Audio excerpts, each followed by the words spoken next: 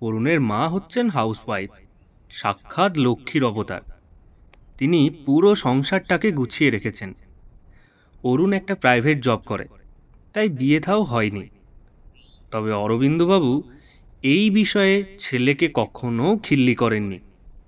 তবে তিনি মাঝে মাঝে আফসোস করে বলেন, হ্যাঁ, এই লোকের ছেলে মেয়ের বিয়ে দিলেও নিজের ছেলেটার একটা বিয়ে দিতে পারছি না।